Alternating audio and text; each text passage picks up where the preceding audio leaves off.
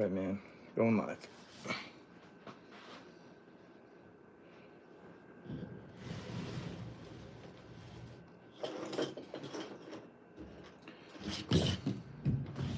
So I just look, I'm just gonna like look here and talk to you there.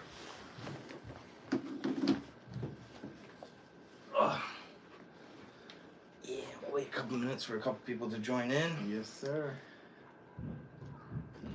Good morning, everybody. This is fun, right? This is fun. This is wicked fun. Yeah.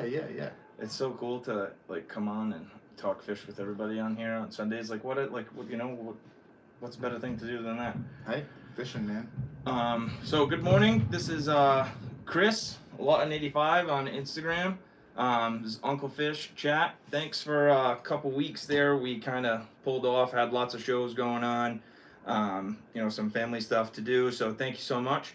So we're going to jump right into this podcast. Chris is a Rhode Island fisherman, born and raised. He's taught me a lot, especially from my Guggen days. I didn't really know what I was doing or where I was going, and I'd be texting him, begging him for information. So, Chris, thank you so much for doing the show with me. And, right back to when you were a kid, where did your, love for fishing start? I guess it started basically freshwater, right? Like a lot of us, freshwater fishing,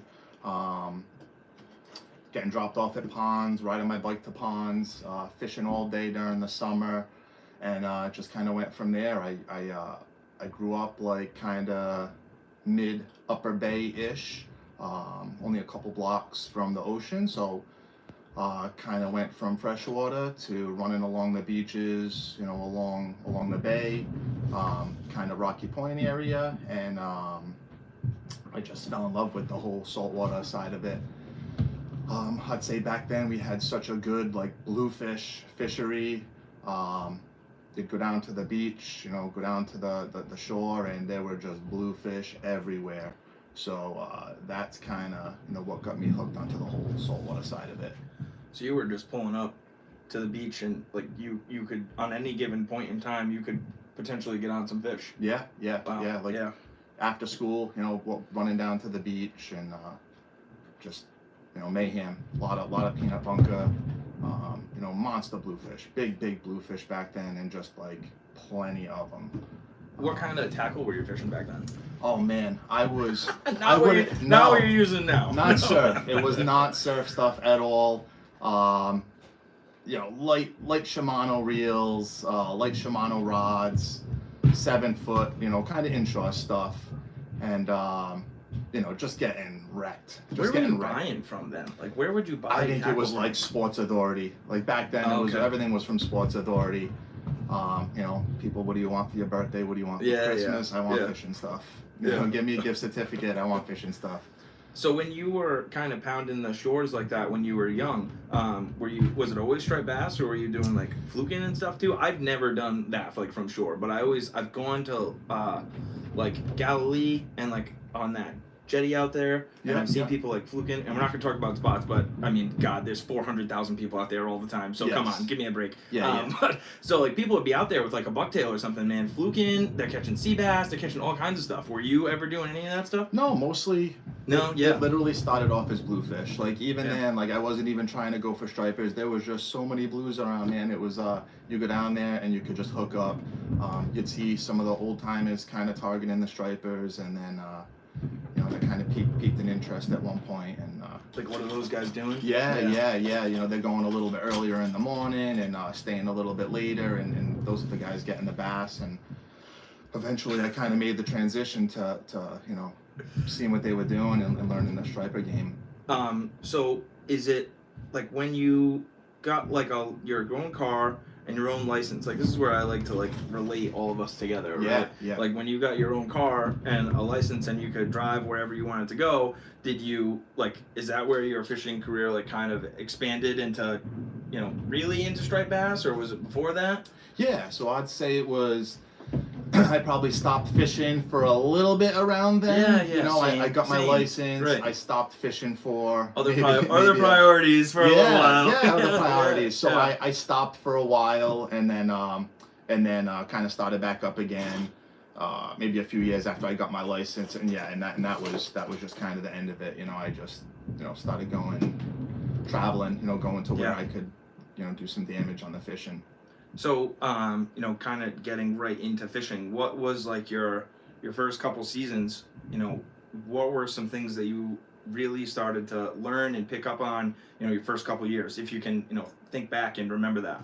Yeah, so oh man, so I like you got out there on the rocks, man, and you like that's a new environment, right? Yeah, so yeah. What was your mindset there? It was just like a huge learning curve from like going from the bay to the actual surf.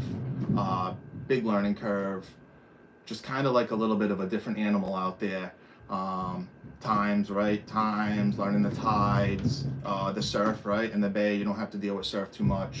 Going out along the shore, along the beaches and stuff, you're dealing with the surf. So just learning what a lot of the times, right, when I started, it'd be like nasty out, it'd be blowing, and maybe not even too bad, 15, 20 knots, right? And I'm like, oh, forget it, there's no fish, there's nothing going on, it's too windy, so right, and that's when you want to go. Right, that's when you but you didn't know that. You didn't know that right away. Yeah. So I didn't know that. So that was like one of the things that I learned, and fish that big surf, fish that blowing wind. Yeah. Awesome. So I started with waders. Now you are obviously in the ocean now with a wetsuit on, swimming to rocks and stuff like that. Now, you started with waders, right? Yes. So where did your transition from waders to wetsuiting happen? And I know that we're skipping a bunch of stuff in there to get to that spot. Yeah. You gotta, there's a lot in your angling career that you learn and pick up on so that you're safe and confident to get into a wetsuit. But, yes. Where did you, when did you decide, like, all right, I'm done with these waders, I'm getting into a wetsuit and I'm going out there? I guess it was once I learned a couple of spots, right? You get into those spots, you're kind of like playing with danger a little bit. You're up to your chest, water's starting to come into your waders. I think it was at that point, Scary. I was like, that's scary. I was like, yeah, I got to check out this whole wetsuit game because this is getting a little dangerous. And that was it, right? You get into some of the boulder fields. You want to get a little bit further out to try to find some, little more fishy areas. And I think that was really the game changer and the decision to jump into the wetsuit. And that happened pretty quick, right? Like I'm kind of like an all or nothing person, right? I jump right into something and then I'm like full on with it. So I got into the surf fishing, got the waders, dove into the surf side of things. Maybe I had my waders a year, right? A year. Yeah. And they lasted that long? yeah. I don't know if they lasted, but you're in a little way. A couple weeks. Yeah. But that was it. I jumped. Went online. I bought my wetsuit, and then went with the wetsuit. Maybe 80% of the time I was in the wetsuit after that. I'm so much more comfortable in a wetsuit than I am anytime I put waders on. Like even to do like winter fishing. Yeah. I put the waders on and I'm like, oh my god, I'm in these things, like I just want to get in the wetsuit. You're just more open and free. I feel safer. Even a lot of people ask, like, how do you I even talk to you about it a lot, about like being warm and like learning the different mLs or mils of wetsuits so that you can stay warm. Just a couple millimeters of thickness can keep you safe in like 30-degree water. It's really crazy what the neoprene does. So on, winter fishing and wetsuiting, I think that you are a really, really, really successful winter fisherman. Overall successful fisherman, but what you do in the winter to stay on striped bass is absolutely huge, and I think that guys are more and more, as like the climate changes around here, I think that winters are a little bit warmer than they used to be, and I think that people get out in the winter a little bit more than maybe they did 10 years ago, 15 years ago. Do you agree with that? Oh, for sure. Maybe even that relates to you. Maybe you're fishing more now than, you were 10 or 15 years ago in the wintertime. So what kind of, I didn't start winter fishing until a couple years into, my striped bass fishing. So what kind of got you into, all right, maybe I can actually catch some fish in December? I guess it was, of course, there's a social media side to everything, right? Of course. So you start to see some of that, right? Like, I love fishing, I'd love to fish year round, but then you start to see, you know, some guys crushing fish all winter, and that like piqued my interest. I'm like, oh shit, you know, you can do this, all winter. So that was kind of like, you know, my trigger to start really targeting striped bass. And once I did, you know, I found out there's a fishery, and it doesn't matter where you are. You know, there is a holdover fishery in you know, almost any state that you live in that they're migrating up and down the coast. There's going to be a holdover fishery. So now on that, do you like? I struggle with.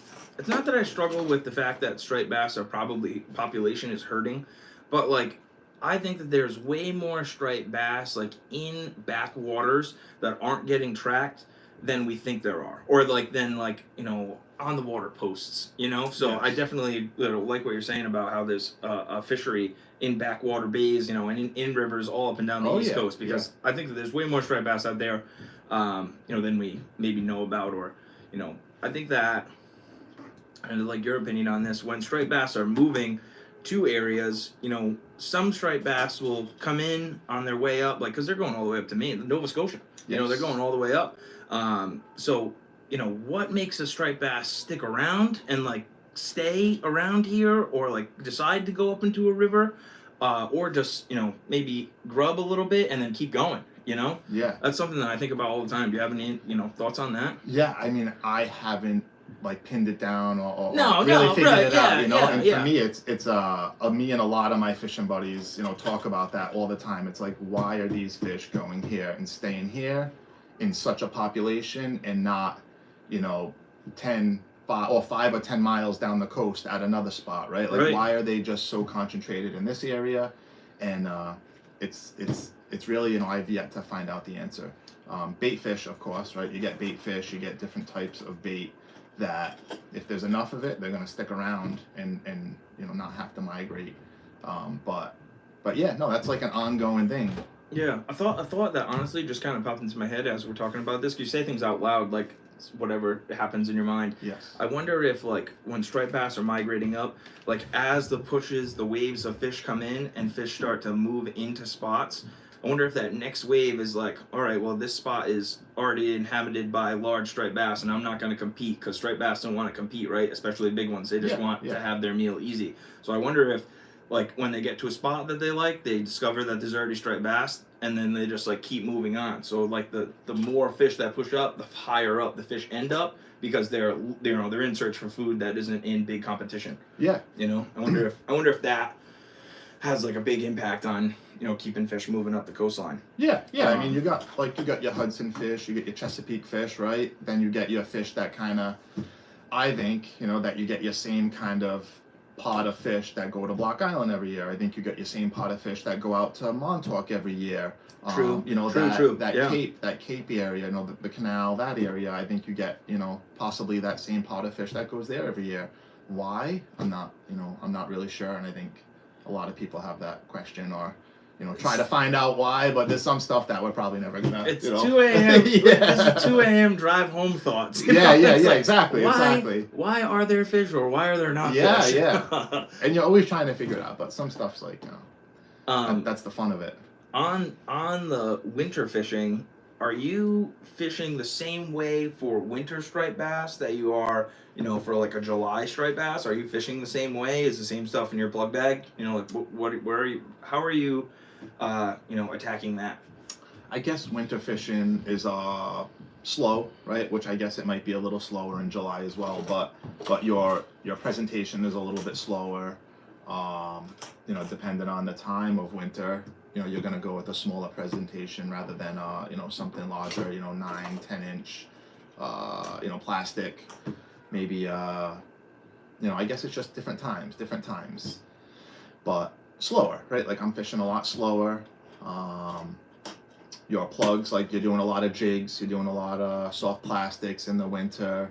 I would say until you hit, you know, a point, whether it's really early in the winter or whether it's really late in the winter, and then you can start to get back on the plug game when they're getting a little more active and maybe chasing some herring around or something like that. Would you say that there's like a maybe like in the like winter doldrums, that there's maybe like a temperature that we get, like it's all right, it's going to be 20 degrees for the next 2 weeks at night. Yeah. Do you think that kind of slows the bite down, or never mind like human creature comforts, frozen guides, and it sucks to be out there, but do you think that like kind of shuts the fish down completely? Like what do you think that fish are doing out there when it's 20 degrees? Yeah, so I think that they definitely get like lethargic once you get into that like February-ish time of winter.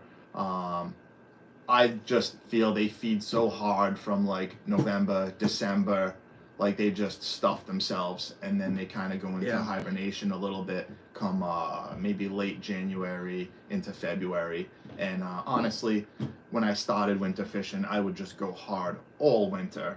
And now I kind of, November, December, a little bit into January, and then I take a little bit of a break. Now, January, February, March, right? Like end of February, March, I start hitting it pretty hard again. You start to get some herring around, and that's when the fish wake up again. Like once you start to get some new herring, maybe some warm rains, and the bite starts to pick back up again pretty good. I like so much that you said, like that point that you just brought up about like fishing like super hard. I think that, just relative to striped bass fishing, I think when I first started striped bass fishing, I'm still fishing now 3 or 4 nights a week, but when I first started striped bass fishing, like my logs have me going to the same like 3 spots 50 times a piece during the season, and I think that when you're learning spots or learning like a new fishery, you just go as much as you possibly can go to soak in knowledge. And then I think once you've figured out spots a little bit more, like you can kind of pinpoint like nights, conditions, and tides all together to like, all right, I'm going to take this night off because I know that tomorrow is going to be, a long day at work, but then I want to fish tomorrow night. So I'm going to take the night off and get some extra rest. And then tomorrow I'm going to do work or whatever, and then I'm going to go fish because I like these tides, these conditions, and this water temperature or whatever, getting, really dial in your spots. Yes, so, that's a really good point. I think that, I relate to fishing super hard and then kind of dialing back as to what I thought was going to be like my most successful nights. Once you start off, right, you're just like going. You want to like learn it, right? You want to figure some stuff out. You're asking people a lot of questions. You and your group of friends are all maybe doing something a little different to try to dial it in, and you're just like going hard. And then, like you said, once you figure it out a little bit, right? Like nobody's got it 100% figured out, but once you figure it out a little bit, you can kind of take a couple days off a week, take a few days off a week. All right, I don't think they're gonna be around tonight. Keep everybody, keep the family a little happy, and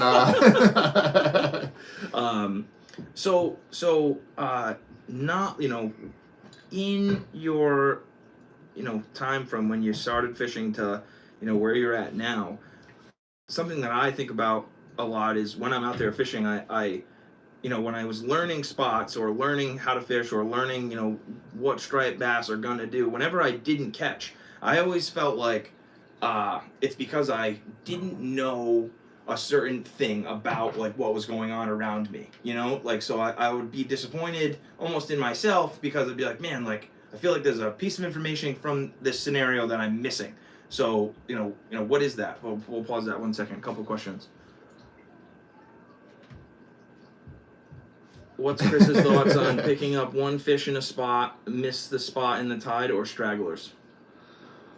Oh man. So just basically going to a spot, maybe grinding it out, getting one fish.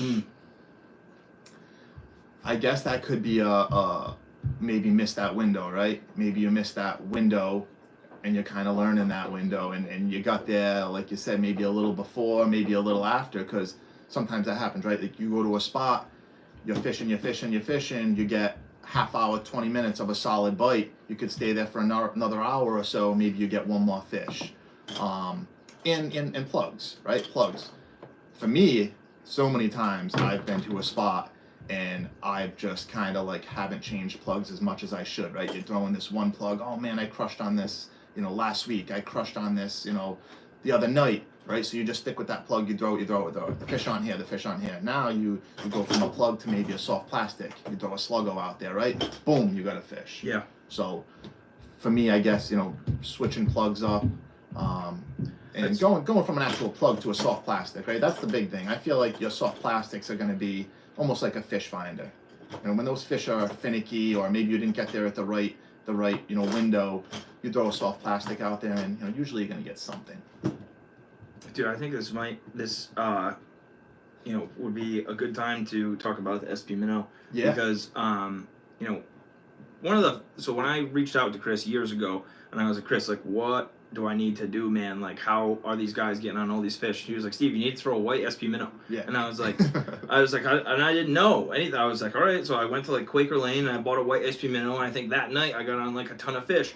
So like a plug that's to relate on, trying to a fish finder plug that, maybe you can get a few more fish when they're being picky, when you're only going to get one, is an SP Minnow. And, whether it's a chrome or a blurple, I would have a couple in the bag all the time. Chris, is a great reminder of that. We went fishing the other day and I did not have them. I had them, but I wasn't fishing them, and he was hooking up and I wasn't. So I think it's huge. I think it's a plug that, in a situation like you're talking about, you might be able to get a couple more fish because, they're being picky, or, you're trying to get a bite to come on. But for me, I fished them like crazy when I started, and then you get into, all this other, Super Strike and all these other plugs, customs, and then you kind of just be like, I hate the SP Minnow, but it's actually like a phenomenal plug for trying to get a couple more, fish out of a spot if you're struggling. Yeah. No one's too good for an SP Minnow, right? Don't think you're too good for an SP Minnow. And if you think you are, then you're probably going to miss out on some fish. Yeah, just have it in the bag. Like, why not? It's just like it's a strange thing that people are like, screw that plug. I'm like, why? Yeah, you catch so many fish. Yeah, well, like you said, you get into like so many other things, right? You probably like go from like an SP Minnow to like you go to a redfin, right? And then for me, like redfin was like the plug. I started fishing a redfin, and it was like, oh my god, I can't believe I found this plug. And what happened to me is I kind of like lost contact with the redfin. Yeah. So like I'll always have this in my bag, and then I kind of took it out of my bag and started throwing other stuff in there, and I think that's what happens with the SP Minnow. Even though a redfin is just like a staple, like everybody needs to have a redfin in the bag. So you load that yourself? Yeah, so I'll do some with BBs, some with water, just different weights, different amounts, different sizes, and I mean, can't go wrong with a man. I think that I want to get into what you have in your plug bag, all the time in a second, but that's definitely a staple. Do the holdovers hunt herring when they start moving into spawn, or wait until they come out for an easy meal?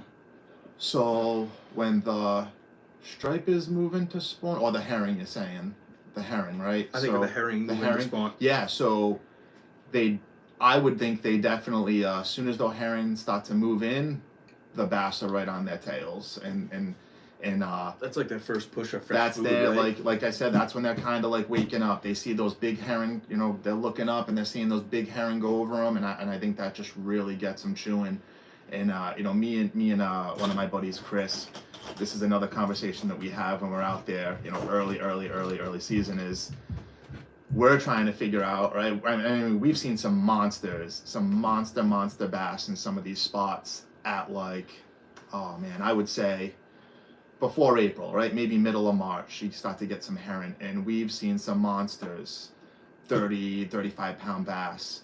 And we think that some of these bigger bass are following the schools of herring, up to these, spawning areas. So, and that's what we think, maybe not, right? Maybe not. They could just be big holdovers that are waking up. But I mean, my buddy Chris, he's a big metal lip guy, and he only throws metal lips, right? Like some of the guys out there, and he'll go middle of March and just throw GRSs. And I was there, I witnessed it one night. I mean, this fish was a monster. It just came up, and we're talking, slow creeping a GSR, so you're seeing it wake, right? Yeah. This fish like came really up. slow. Oh, really slow. Working this thing really super slow. Yep. Okay. You're seeing the wake of it. So it's on top. It's still cold out, and this fish came up. It smoked the GRS, and this was just one of many stories in fish, but in the winter. But it came up, and it ended up popping off. But we had it maybe 10 feet in front of us, and the fish was just thick. Just a big back on it, and I'd say maybe 30 pounds, somewhere around there. In March, man. Wow, what a nice fish from March. This season we had a few nice fish. In this particular season, and for whatever reason, this was about maybe 3 years ago.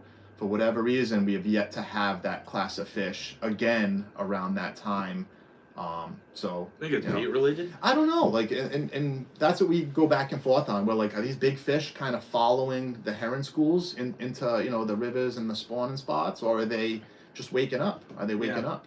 It's surprising to me, like, how many silver sides, like, I don't know, there was so much mullet in Rhode Island at the end of the year last year. That was probably our best bait fish, and that's probably why a lot of guys got in some really nice fish last fall. We'll see what happens this year. Yeah. But it's crazy how many like silver sides and like spearing will hold over in the wintertime, and those holdover fish will feed on those. But I think that you're spot on with herring feeding on when they're coming in, they're feeding on them, and then I think like you need to be fishing kind of regularly very soon, because sooner than later those herring are going to start pushing out, and that's like, if you can get that night when the herring really push out and the fish are like, whoa, the herring are here, the night when the herring push out and fresh fish come, I like think about it like Christmas, man, and it starts to consume my thoughts at least once a day. I'm like, man, I don't want to miss that night. So you try to line up water temps and when fish are going to be moving up and when herring are going to be pushing out. So that's that like kind of two side of the herring bite, right? You get them when they're coming in, and then when they're coming out, that's a whole nother bite. Which like intense. Then you're getting them, they're really feeding on top and stuff. So back to what I was saying about being at a spot and not catching or only catching a couple, and saying like, all right, it's my fault that I don't have a piece of knowledge that would put me on more fish than what I'm on right now. What are your thoughts on that in regards to how did you change the way you thought about fishing, or like what information did you start to like really try to pick up on to make yourself more successful when you're out there in the surf? So just like pretty much being at a spot and like wondering why you're not catching as much as you should be. Yes, like you're out there and you're not catching, and you're like, for me it was like, I'm missing a piece of this. Like, what am I missing? So then I would start like asking my friends or talking to people, like, what I didn't catch last night, but I can't figure out why. Where did that kind of take your fishing career? Like where did you start to think about questions like that? So tides, right? Like tides, I guess. Tides at certain spots is big. You could go and fish at the wrong tide and the fish just aren't there, or the bait isn't there, right? The bait's not there, which is going to keep the fish there. But I mean, there's a lot, right? It could be tide, it could be it could be lure, weather. So there's kind of, I don't think it's just one thing. I think it's kind of like a few things put together, right? Those few things align and you got yourself a good bite. Do you have anything that like is like besides like tide and wind and like bait, like any like small details that you've picked up that you're like, man, like there's I've got an incoming tide, but like a wind is pushing out, and that's pushing the fish away, like small details that you've picked up on that could maybe like disturb a bite that you think should be there but it isn't? I think you could say no. No, I guess like, it's like the tide, the tide. I'm digging deep. I'm trying to dig into your striper brain. I guess like, outgoing, right? Like outgoing tides is like just something that, I learned a little more and more to fish like an outgoing or even like a lower tide where like you get so stuck on like a high tide, high water. When I guess like I always wanted to fish high water, right? I always wanted to fish top of the tide, high tide, but I just got into more of like a mid to lower end of a tide. And for me, like that kind of worked a little bit for me in my spots that I fish. So I guess once I... Now, do you think that that's because of like, so like, I'm going to relate this to my conversation with Matt from Solstice, and he talks about, certain water, and tides having a correct ambush point striped bass to, get on bait. And it's not always when it's just, high water, because the current's not right. So Yeah. like that's kind of what you're saying. Yeah, right? yeah. Because he's using shadow lines and stuff like that, right? Yeah. But lower water, right? The fish, maybe your bait fish are trapped in an area a little bit more. I guess it's a little less water for the bass to come in and really do some damage on those bait fish. Yeah. So the bait fish are forced to funnel a certain way. Yeah, that's right. That's right. Very cool. So like little things, little pieces of knowledge like that, I think like really like push forward, your success in fishing, like figuring out little stuff like that. And like we can talk about it, Yeah. and like guys can listen, but I think that it's specific to every spot that you've got. Yeah. You have to learn how a certain plug and how a certain water is gonna be, or how you're gonna be successful with that amount of water with that plug in a spot. Yeah. Now, do you have like 5 or 6 areas that you fish regularly, or you bounce around a lot? Like, what is your advice there? Would you say like to a new guy, like pick 5 spots and just fish those spots as much as you can, or Yeah, I'd say like bounce around? pick or maybe chase? 5 spots. 5's probably like a good number. 5 spots, and then because then you're stretching yourself too thin, right? You're not dependent on how much you can get out. If you can get out every single night, like fish all the spots you want. But if you're stuck to like 2-3 times a week, like most of the time I'd be going out 2-3 times a week. But you gotta kind of, if you want to learn a spot, you gotta kind of stick to a few of them and really hit them hard. And when you say learn a spot, like what to you is like how do you, when you're like, all right, I know that spot. Like I know what that spot is gonna do when like I've got a 6 o'clock high tide. Yeah. At 9 o'clock, I know exactly what that spot is gonna be like. How long do you think it takes to like get dialed in on a spot like that? A season? 2 seasons? I would say years. I'd say Years. I didn't stop like I love that. I would say I didn't start dialing in spots, and I'm going, like I said, 2-3 times a week. For guys who are going every single day, then like you're gonna learn that spot a lot quicker. But I'd say about 3 years, right? Like 3 years into my surf casting, I pounded the same spots, just because I always had some success at all these spots. Yeah. And about 3 years, then I started to learn, fishing on big water, stormy water, all sorts of winds, all sorts of plugs. I guess the plugs you probably learn a little bit sooner than that, what plugs you like to use in these areas for, depending on the conditions. But the lure selection I figured out a little sooner. But as far as, getting onto a bite, an hour bite, 2 hour bite, I'd say a few years. We have so many winter storms in the Northeast too that like really affect our coastlines. So like you can, you take winter off and then you go to start fishing the surf again, and the area that you were used to all fall is totally different. Rocks are in totally different places, outflows are totally different.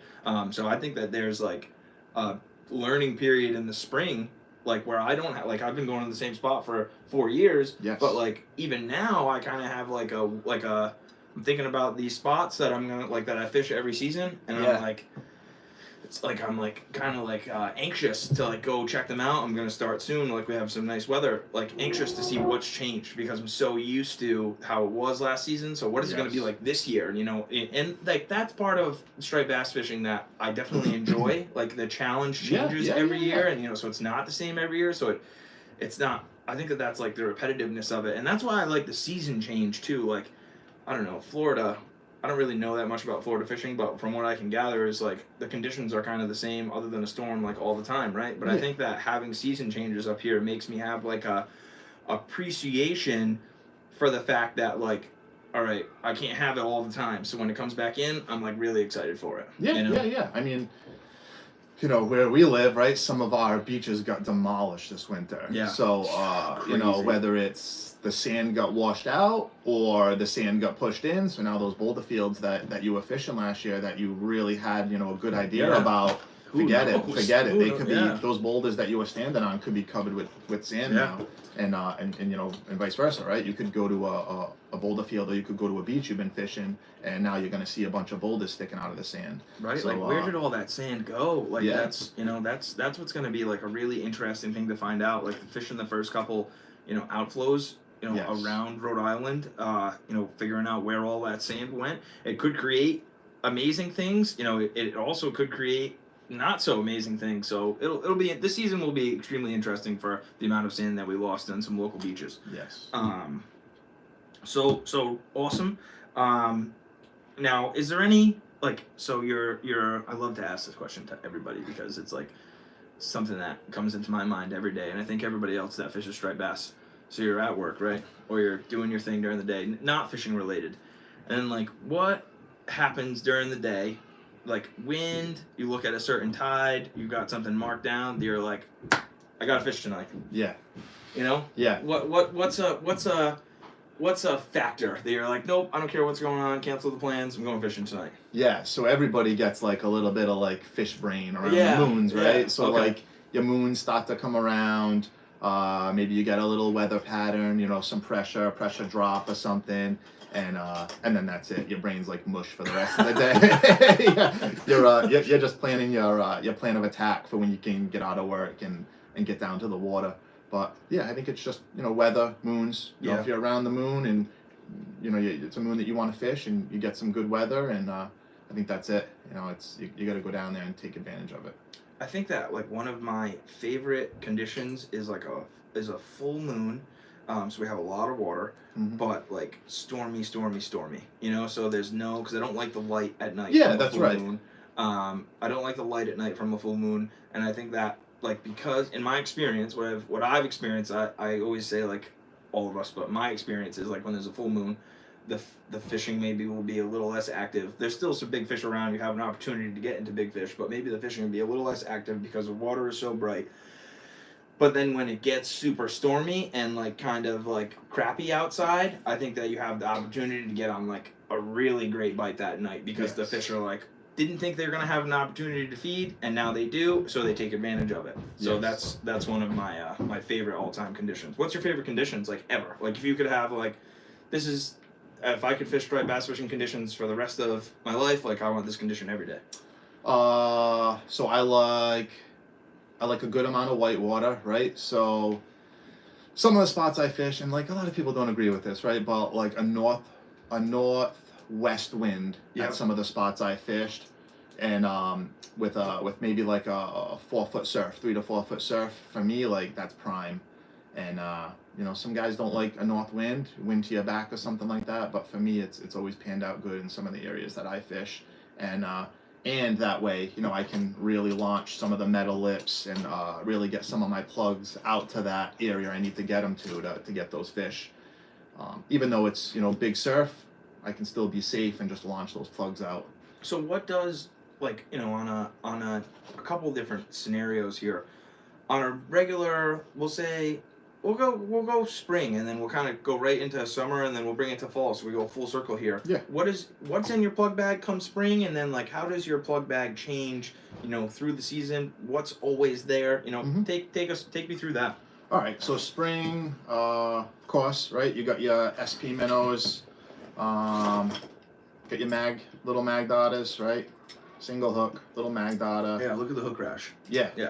These are just like all you'll get big fish on these too.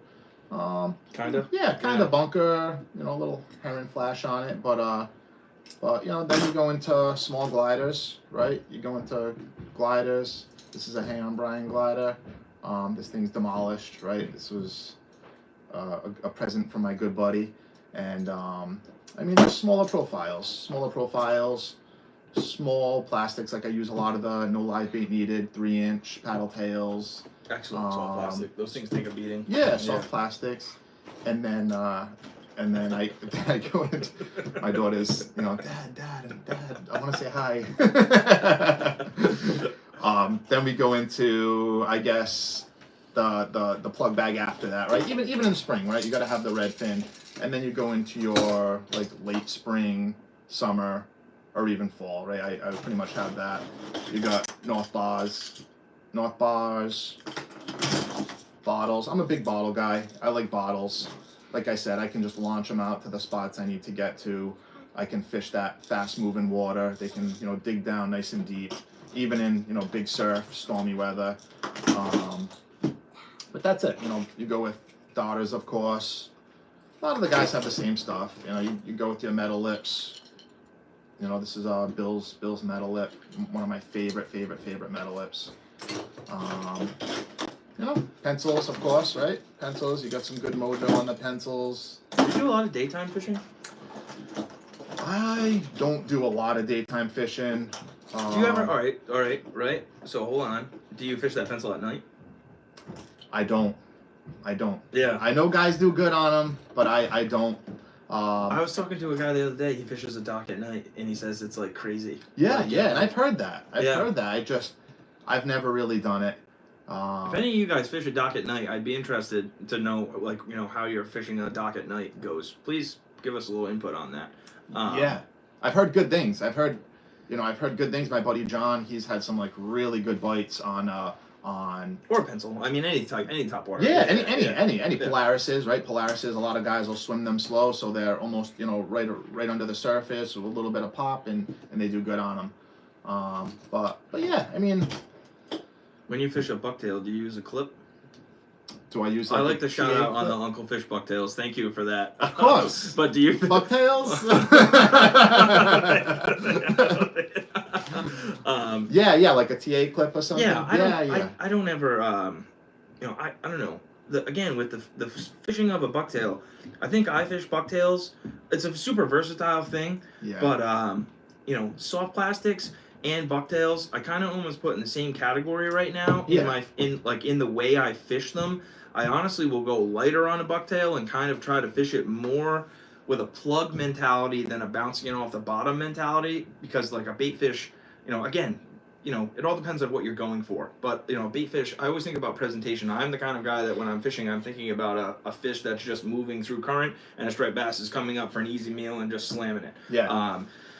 So that's what I think about a bucktail. I'll fish it lighter so that it's just moving through the current, and that's why I like that hackle trailer so much. And you've taught me a lot about finesse. Yeah. And that's why those like Z-Man, those long Z-Man soft plastics are so good because they've got like a really nice finesse to them, and that's what I'm thinking about when I'm making these bucktails, is that finesse in the back. Just that. These Z-Mans, man. These Thin things profile in the back is will you outfish Dom. I fished with this guy Dom, Fish Bob and Skillet. You guys know him. We were fishing off his little skiff, and I was fishing that Z-Man, and he was fishing another soft plastic, and I don't know. I got like, I don't even know, 30 fish, and he got like 5, and we were fishing 6 feet away from each other, and it was we switched, and like they were just on that profile, and the plastic that he was using looked exactly the same. But something about the way that moved compared to the other plastic that he was fishing, the fish just couldn't resist it. Yeah, so, they're almost buoyant, right? They're hollow, and everybody knows you can't put them with your other plastics because they'll just melt them. But if you keep them by themselves, they're good. 3/8, light jig heads, and I'll fish these all winter, and everyone's like, oh man, it's a big bait, all winter, but oh man, these things get crushed, and I got Steve onto them like he's saying, and huge. You've had some good bites, really in the middle of the day. Yeah, right in the middle of the day. Yeah. Like really, they're killer. You gotta have colors. Like he's got 3 colors. Yeah, I think that's important. You could be striped bass. Sometimes they'll like get stuck on something, and I guess it's for all of us. We're all trying to figure out why they're stuck on that. But this is why I struggle to break down from a 4-tube bag. Because I always want to have all the options, I'm always like so afraid to not I gotta have a red fin that's yellow, I gotta have a red fin that's purple, and like some days it matters and some days it doesn't, which is what he was talking about with, changing plugs while you're fishing. Do you have like an amount of times that you'll cast a plug, a fan cast, which I think is important to remember while you're out there. So doing that, and I'll do that 15 times on a plug, and if I don't catch on that plug, I'm switching plugs. Yeah, I'd say maybe not, and this sounds like a long time, but maybe a half hour. I don't have a specific. That's 15 casts. Because you don't know, right? You don't know if there's not a pod of fish there, maybe you're catching a pod that's just kind of circling the area you're fishing, right? They come through, you want to at least give it that opportunity, because how many times have we been to a spot, and even just recently we were fishing together, and this was something we were saying, right? You get a couple fish, or you get a fish, you don't get anything for a half hour, then all of a sudden you get a couple fish. So whether those fish are just kind of circling around, you want to give your plug presentation that opportunity to get that pot of fish that's moving around. So usually about a half hour, try it. Nothing's going on, go through your bag, do that same thing with different plugs. maybe stop back at the beginning, right? Stop back at the beginning, Yeah. kind of do the same thing, and yeah. And I want to touch on something else, right? Like when you were saying bait fish in the winter, like it's smaller bait.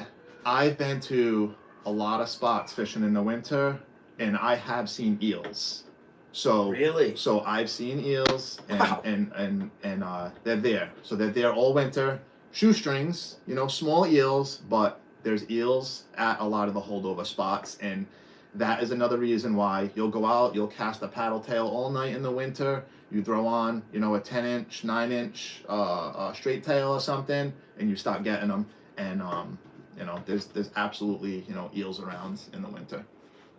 So just remember that. That's definitely not a food source that I thought of at That's all. right. I mean, it makes sense. Where else do they go? Yeah. They're there all the time. Where Yes. where would they go? Yeah. A couple of questions that came up while we were chatting about that was, daytime fishing. I know that you're not doing it as much anymore, and I feel the same way. When the sun comes up, I'm like, if the fish are still biting, I'm like, yeah, all right, the fish are still biting. But like the sun comes up, like reading the water is different. My confidence definitely changes, and Yes. the same comment just came up. What are some pointers that you have for daytime fishing? As far as reading water goes, or spots, or are you looking for the same things at night Yeah. as you are during the day? Like my input on this is terrible. If the fish are blitzing and there's birds, I'm gonna try to fish. Yeah. And that's like spring and fall. So spring, you get that you're gonna get that daytime bite, or you're gonna get that early evening bite. Fall, same thing. You're getting the all the peanuts and everything, so it's more of a daytime bite. But I've been on Block Island, right? I've been on Block Island in July, and I've came across some like insane daytime bites on adult bunker, and I mean, it was just it was pretty epic. I'm a little off on my Block Island trips for the last few years. I mean, we were going on the regular every year, and the last few years I haven't been able to do it, but I mean, there's some awesome daytime bites out there. So it happens, Yeah. right? It happens. You just got to pay attention and be around to see it happening. I think Block Island is like a place. I'm in the Newport County fishing club, and it was Dennis Zambrata was talking about at the last meeting. He was like, yes, like how many people have been to Block Island to fish? Yes. And they're like, out of the 25 people there, like 4 people put their hands up. Yeah. And I was like, oh my god, like you guys got to get out and fish Block Island. Like, Yes. don't make it into I think that like what's kind of like deters people from going is they think it's like this big ordeal to like get over there and fish. But like I've done it where I just take the ferry over, and you have to do it in advance because like people getting over that live over there, the ferry books up quick. That's what I'm getting at. But like sleep in your truck for a night, or like get out there, fish all night, and then like sleep in your truck on the ferry home next day. Like make it a quick, just like the hydro be $100 for the ferry.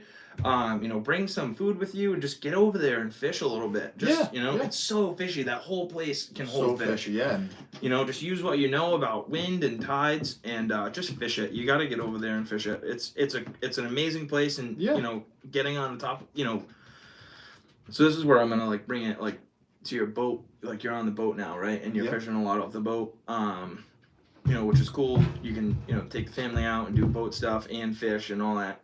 That's really awesome. But what it also does is it also gives you a perspective looking at the shore now, right? Yeah. And you're also seeing like water temps and stuff differently now on the boat than you are like when you're surf fishing. Now, what have you seen about like daytime water temps when you're out in Block Island, like with all that water movement, as opposed to like at home at shore, right? The water over there, I'm assuming, is much cooler, like in the summertime than it would be over here. Yeah. Like just like, in Narragansett Bay. I guess so. Like I haven't like dialed it in that much, right? I haven't like really been paying attention to it that much, but Big Jim, I disagree with you, man. I've done it a bunch of times. All you have to do is go to the police station and just say that you're fishing for the weekend, and you'll be totally fine. I promise. That's all we would do. We would go out there and sleep in the Jeep for like 3 days, and there's a nice little soccer field out there with a water and a restroom, and we would like camp out at that spot almost all weekend. Yeah, exactly. I'm telling you, man, I've done it a few times in the last couple of years, and literally I went to the police station and I knocked on the door and talked to whoever or made a phone call, and I was like, hey, this is the make and model of my car. I'm here fishing for the weekend. And they were like, all right, totally cool. Thanks for giving us a call. Just Taylor. That's great. That's great. But yeah, the boat thing. I mean, I've Hey Dennis. I'm paying attention, a little bit to water temperatures, like here and there, but I'm still relatively new to it, right? Like I don't. My biggest thing with the boat, and we'll just touch on it quick. We don't have to talk about a bunch of boat stuff, but the biggest thing with the boat when I got that compared to surf casting, right, is I felt like lost because now Really? you're in like this huge ocean. Everyone's like, oh, it's so much easier. You get on your boat, you go out there, you get the fish, but now you have so much more ocean to where it's like I literally just felt lost. And Are you using all that crazy electronics and stuff like yeah, that? you have electronics, but Not that you dials think you you're in, using but- them, right? yeah. You think you're using it, right? Like Yeah. everything you see on your electronics. Well, for me, like when I started, I'm like, oh, that's a fish, that's a fish, that's a fish, right? It could have been like a pile of weeds for all I know. So it's you got to learn everything, and just like surf casting is a huge learning curve. But I pounded it, I jumped into it, and I had some success on the boat so far. So Definitely, dude. But- You got some tunas under your belt, Yeah, which yeah, is like yeah. crazy. Yes. So that's what is so cool that I think about Chris. Not to like fanboy, but I think that I think that like you've gone from like your career and fishing has gone from like pounding the shores Yes. of like being a kid to now like on your own boat catching tuna. I think love it. that's like. That's huge. Like the knowledge I that you love pick up over that amount of time is, just to bring it basic like that, like just the knowledge. Yes. I think is really awesome. Yeah. So super cool. And then network, right? Like you network. Yeah. Everybody networks now. So I'm not out there doing it by myself. Like I have a great and the surf casting helped with this, right? So the surf casting like led me to a good network of boat guys as well. So they've we keep communicate with each other. You reach out to them, hey, you've been on some fish. Yep, I've been on some fish. You keep a nice little network of guys, and just like surf casting, keep a little network of guys, and that's going to help you get dialed in a lot quicker. Do you ever, when you're out on the boat, do you ever like all right, there was fish like offshore here, like does that ever put thoughts into your mind of like where you're gonna fish at night surf casting?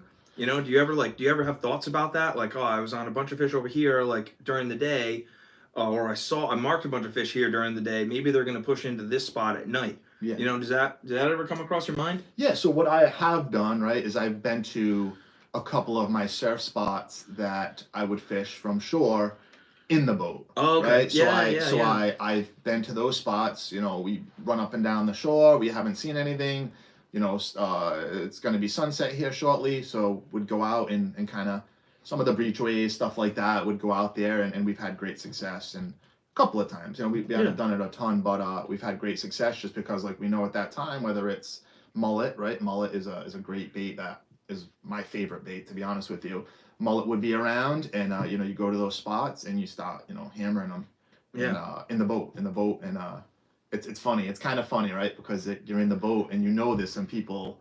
You know some people that are out there. Yes. Whether it's on the rocks Yes. or in the spot, right? And it just kind of like you're looking at it at a different perspective. That's all I'm thinking about right now is the perspective that, Yeah. like when you're on the shore looking out, It's weird, man. being from on the Yeah, in the yeah. ocean looking back, Yeah. like everything is in reverse, which is just everything. You must be like erased, Yeah, like you yeah. just had to relearn everything from That's the right. other angle. Yeah. And it's like, I'm like, I know those guys are like, this fucking boat, It's like, get this boat out of here. But I'm like, hey, it's me. It's me. It's me. Still get out of here. Yeah, good. Get out of here. Get out of here. That's awesome. Hoping that you get a little respect, or something. But no. Oh, They're still man. casting at you. But it's only been a few times. A few times we've tried that. And other than that, it's for the boat, like Block Island's the fishery for that. Yeah. You burn out to the island, and that fishery out there is just insane. It's just insane. I've been a few times, and like I honestly went super early because like I was when I like started learning about striped bass fishing, and like I really like the history of things. Yeah.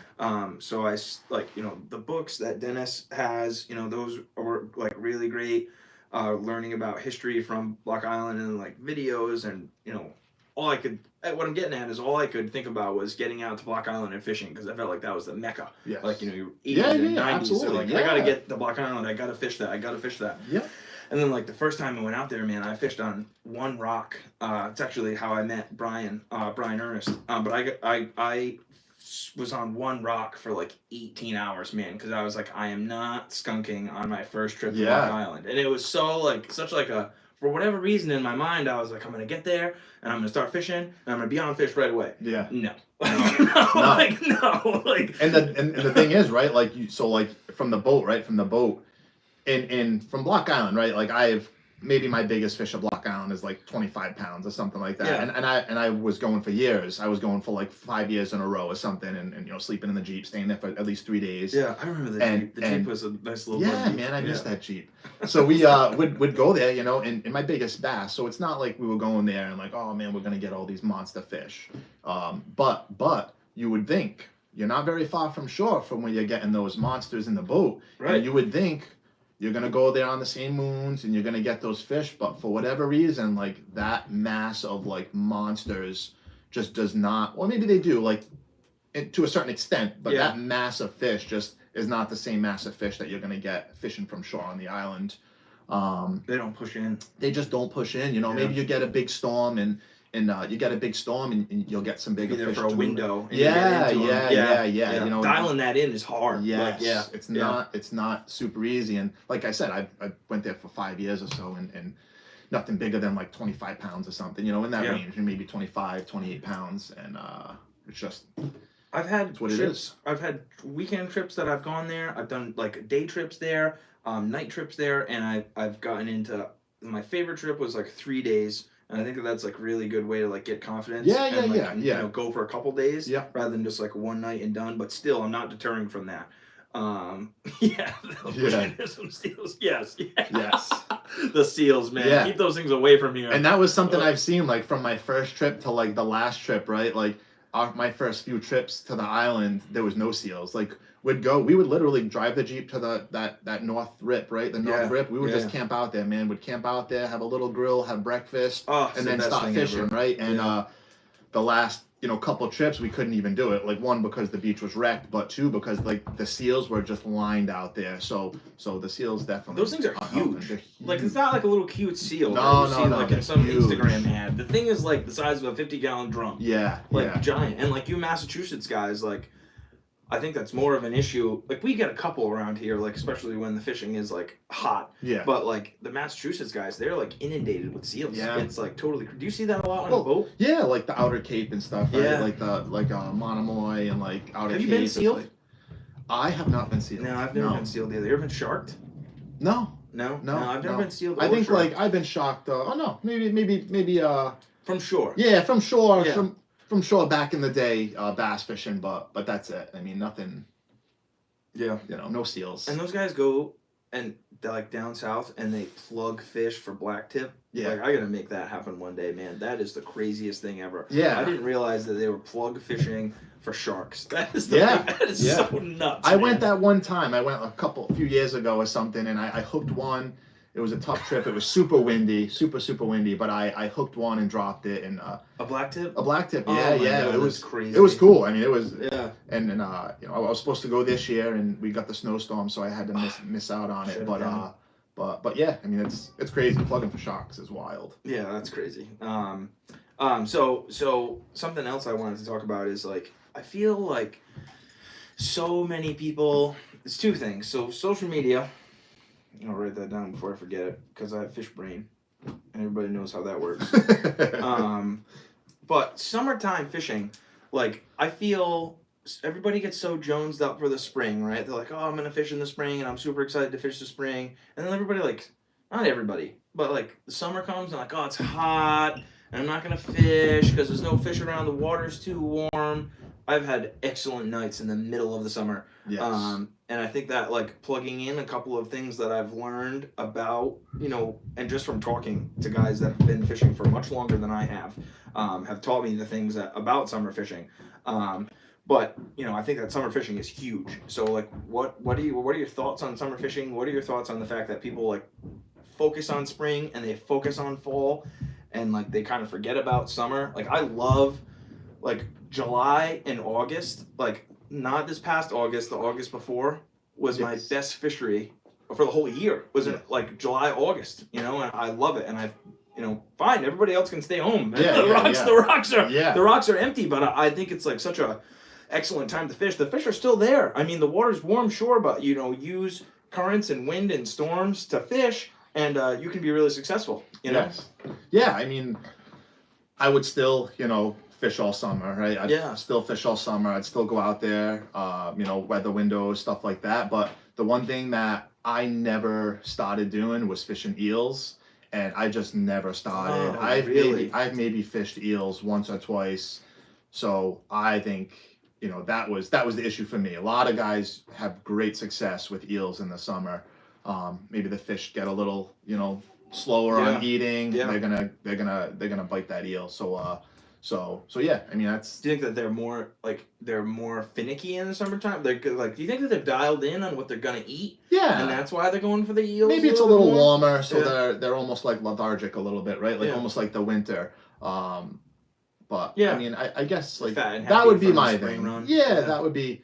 But like I said, you go to Block Island, the water's a little cooler out there, but you're still getting fish in July, right? Yeah. July, August, you still have a great fishery out there. That's what's always been like so curious to me is like all those charters, like all those striped bass charters, like run all summer long. And I know we're talking about way deeper water. But those striped bass fish still push in. They still push in. So I think that like there's a summer fishery there that people can fish. But, yeah, you'll get them in the bay, until the water's 68, 70 degrees. Like you'll have big bass in the bay if the bait's there. So It's been like I wear a Farmer John wetsuit in the summertime. It's got no it looks like waders, but it's a wetsuit. So it's no arms or anything to it. Yes. And it's 2 mil. And it'll be like June, it'll be 90 degrees during the day, and I'm swimming around like it's a bathtub. I love it. It's excellent. So I really like that. So my next thing that I want to talk about is do you want to say hi? Come on, come say hi. This is what the best part about the show is. It's real life. Say hi, Kendall. Say hi.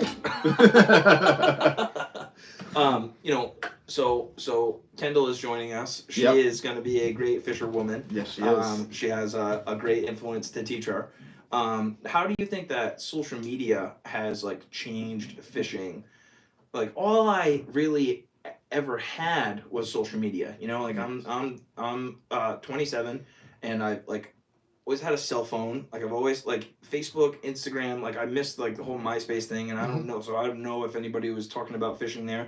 The forums kind of got started, and like the bass forums and stuff were before started before my time in the striped bass world. So I don't really have an input on those. But like what I can see now is like, just to keep it to like Rhode Island, like 401 Fishing, like on Facebook, has got like 8,000 members, and like I'm just gonna say it's messy, and I'm just gonna leave it right at that. At 401 Fishing on Facebook, it's just a little messy, and then like that's really what I've got, and now Instagram, which is gigantic. Yes. So like, what have you seen like from your start of fishing, and like as social media has gotten more and more present, like how has that changed the fishery or fishermen, or like how people behave? Like, what's your thoughts on that?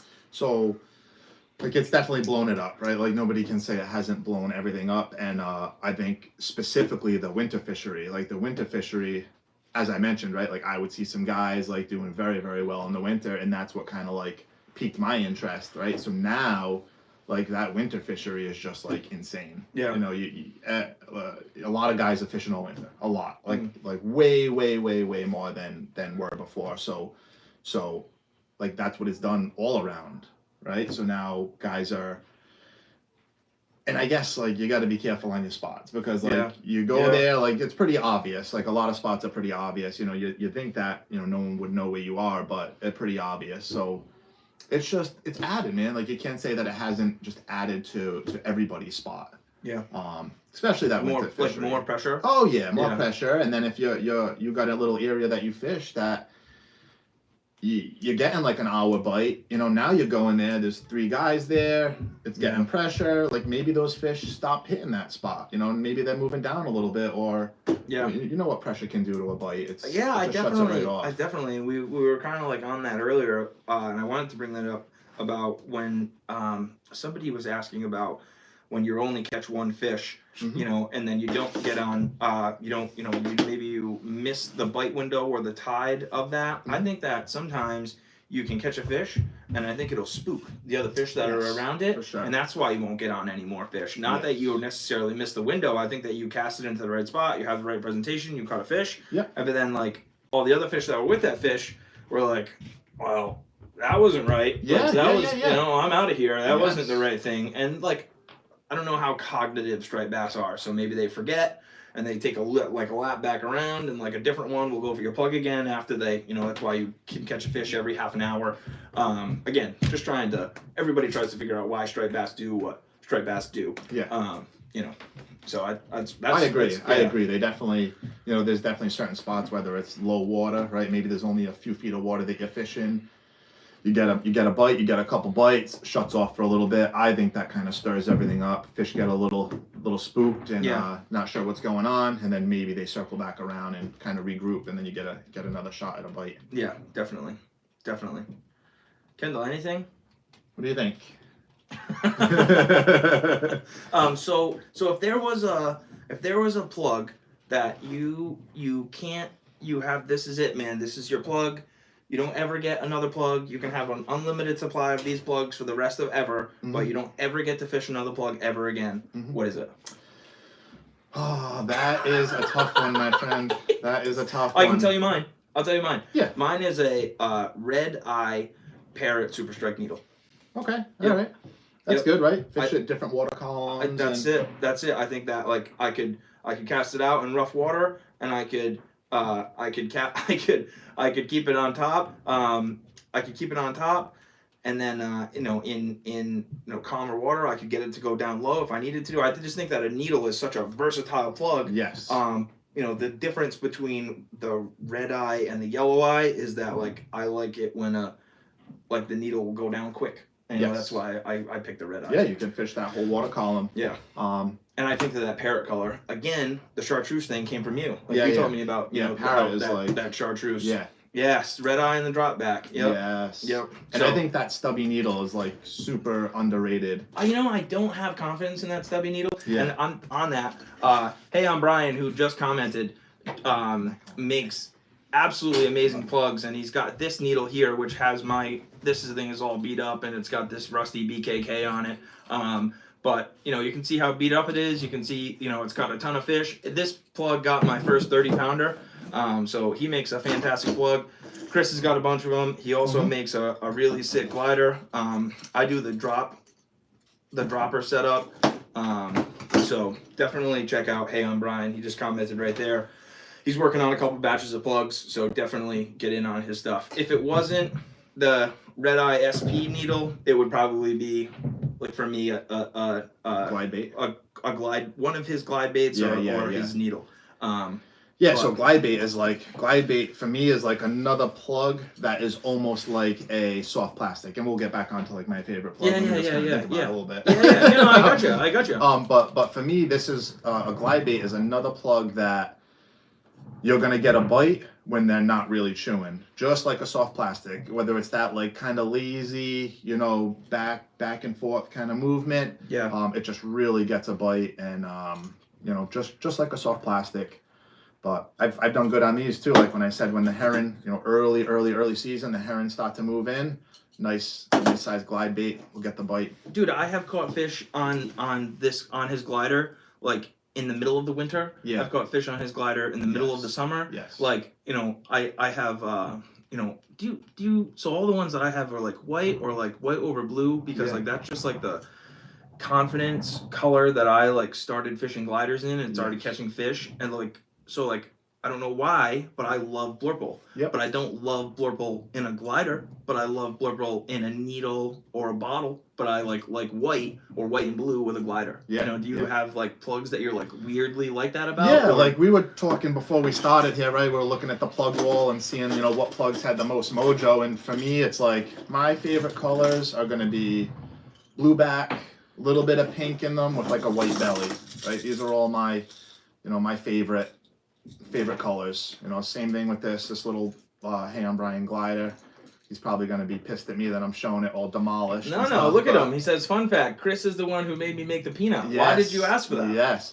I was fishing another one, right? And we had like a killer bite on him.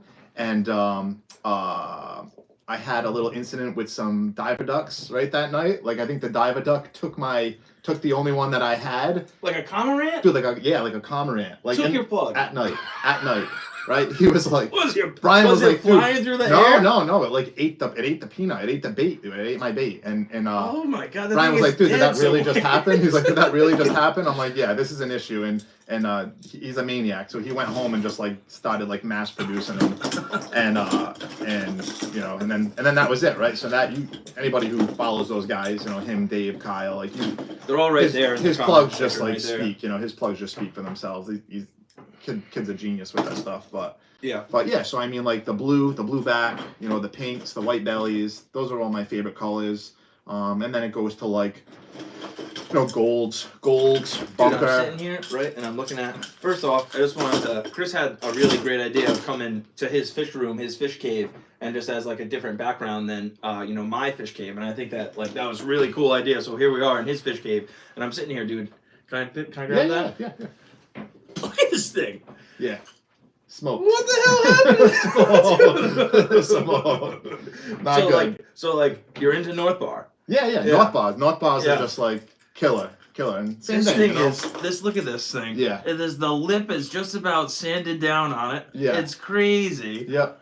Yeah. Wow. North bars are awesome, and same thing. You can fish these things up top and go a So little slower. And what's gonna make you fish a North Bar bottle over like a Super Strike bottle? So I guess North Bar would dig a little deeper, right? Okay. You're fishing a stronger rip, stronger current. You're gonna get down a little deeper. Where the Super Strike, in my opinion, you know, is a little more shallow. Okay, gotcha. Right. I do agree with that. Super Strike is really only. I don't know. I've watched it swim sometimes, like on a current coming by me. Like if somebody's fishing in a lineup, like way back, I can see it like coming by me. It's really not deep. It's really maybe a foot, maybe two. Yeah, you can, and of course, like maybe rip it down. Real retrieve, that all plays into it. But yeah, I mean, I love North Bars. North Bars are awesome. Yeah. Same thing. I love Super Strikes. It's all the go-tos that, you know, pretty much everybody fishes. Yeah, that's it, man. It's all North Bars. You know, a lot of Super Strike. I got metal lips, but yeah. I mean, What's so like metal lips? So two things on what I'm looking at on your wall here is like all your metal lips like have a tail flag on them, right? So like what is a tail flag doing for your plug? And like a lot of guys know, but a lot of guys don't know. So like what are your tail flags doing for your plug? And like what's up with all the metal lips? We all know that I don't fish metal lips, and a couple of guys have given me metal lips, and I promise I'm gonna fish them this year. But you know, when are you gonna have a metal lip in your bag, and why? And what's up with the tail flag? So metal lip, right? Once again, like I think a metal lip is gonna get that bite. So I would put like soft plastic, straight tail, glider, and metal lip are gonna be like your finicky fish bites. Okay. Soft plastic, straight tail. Yep. Glider. Yep. And a metal lip. Metal lip. Yep. Okay. And then even daytime, right? Daytime. I've seen some guys, and like I've done okay on daytime bites on metal lips for whatever reason, man. You can have high sun. You throw a metal lip out there. And I've got some cool pictures from way back in the day, man, catching some like monsters on I think it was this one right here. This you know, Bill's Bunker metal lip. And for whatever reason, man, they crush them. Big once again, like maybe big lazy kind of swimming, you know, that like slow lazy bait that those bigger fish are just gonna come up and eat. But I don't know. I mean, I fish metal lips. I never like dialed them in. It's of course, you know, tough to cast. You're not getting out there a million miles. You're not casting them out super far, but you got the right conditions. You don't need to cast too far to use them. Or, like I said, you got the wind to your back. You can really launch them. What's so tough for me, and I like this goes against how much I like bottles and like how much I like SPs because they have a lot of action. Yep. But like when I've tried to fish a metal lip, I can't like reel it in and put it back in my bag, is like it's got so much action that it's like pounding the tip of my rod. Yeah. And like, to me, a bait fish doesn't swim like that. Like literally in the background is a TV with what is this? What is Running the Coast. Running the Coast, and there's a school of bait fish swimming in the background, and the bait fish are just like barely moving. Yeah. Bunker, so my problem with like metal lips or plugs that have a ridiculous amount of action is I just think that sometimes or most of the time it's unrealistic. But at the same time, what I need to like tell myself is that can create a bite. And that's why like I need to build my confidence with the metal lip. Yeah, That's, maybe you know, it's that's where I injured. lack. That's where I lack. Yeah, You know? yeah, Yeah. Maybe it's injured. Like I've seen them, you know, in the bay and stuff. You know, you see those like little funky bunker kind of like, or maybe they got hit by a fish and now they're on top and they're just kind of like they have a lot more movement. I feel It's when true. they when they That's got true. hit. A wake go around it like crazy. Yeah. So like maybe it's injured and that's what's getting that bite. And how often? I feel like I saw this like a lot more when I was a kid, but you know, it's something I think I've heard a lot where there'll be like a bluefish, and maybe it's because as I haven't heard it as much lately, is because there's less bluefish around. But like a bluefish blitz, and then like at night you need to fish that spot where the bluefish blitz was because that's where the striper are gonna be like picking up all the pieces. Yeah. Like, is that something you see now, or you have used I don't in see your like fishing? too many. I don't see like that big bluefish bite as Yeah. much anymore. Like you don't. I don't really Yeah. see them as much. You get them in May. We'll get them in the bay. Like good sized bluefish, you know. And in the boat we got some good ones last year in the bay, and then you know that's pretty much it. I mean I don't see much. I mean when I was surf casting a ton, you'd get like 4 or 5 a year. Sometimes You they know, like it's something randomly like pop that. up in the night. Like I've been on a good like last fall I was on a good striper bite. Yeah. With like soft plastic paddle tails, and like you know it was a lineup style fishing, and I was the only one fishing a soft plastic paddle tail, and I was you know catching a lot like every cast as opposed to the plug bite. But then I got bluefish, and it was the only soft plastic paddle tail that I had on me. Yep. And that was it. I was like, I went to go set the hook because I got the bite, and the thing came back bitten in half. And it was just a random bluefish out of nowhere. There was the only one. Nobody else caught a bluefish, but like that was it. Just clean bitten. Yeah, in the summer, right? In the summer you'll get those bluefish. You'll get like those rogue little pods of bluefish. But just like they just come in and they're just so gnarly. Those things are crazy. Yeah. That's why you put like 10 paddle tails in your bag. That's why you keep the 3 tube. I know. I know. I can't get away from it. I have so much stuff. Like that's why like I'll like as far as gear goes. Do you do a shoulder strap or you fish a belt? Yeah, I just do a shoulder strap. I've never done the belt really. I always just shoulder strap. You know, belts, pliers, boga, 30-pound boga. You fish a knife?